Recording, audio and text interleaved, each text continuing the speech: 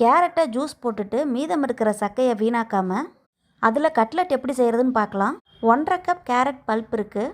அது கூடவே ஒரு பெரிய வெங்காயம், கொத்தமல்லி, கருவேப்பிலை, க்ரீன் சில்லி, பூண்டு, கொஞ்சமாக மஞ்சள் தூள், மிளகாய்த்தூள், கூடவே கரம் மசாலா, அடுத்ததாக தேவையான அளவுக்கு உப்பு, லெமன் ஜூஸ் இருந்தால் அதை கூட கொஞ்சம் நீங்கள் ஆட் பண்ணிக்கலாம்.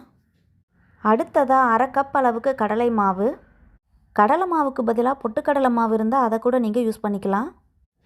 கூடவே 1/4 கப் அரிசி மாவு. அடுத்ததாக கொஞ்சமாக தயிர் சேர்த்துக்கலாம். எல்லாம் சேர்த்து நல்லா மிக்ஸ் பண்ணிவிட்டு வடை தட்டுற அளவுக்கு மாவை கெட்டியாக பிணைஞ்சிக்கலாம். இதில் பிரெட் க்ரம்ஸ் இருந்தால் அதையும் நீங்கள் சேர்த்துக்கலாம். இதே மாதிரி நீங்கள் பீட்ரூட்லேயும் செய்யலாம். இப்போ இதில் ஒவ்வொரு கட்லெட்டாக ரெடி பண்ணி தோசை கல்லில் எண்ணெயை ஊற்றி ஷாலோ ஃப்ரை பண்ணிங்கன்னா சூப்பரான கட்லெட் ரெடி.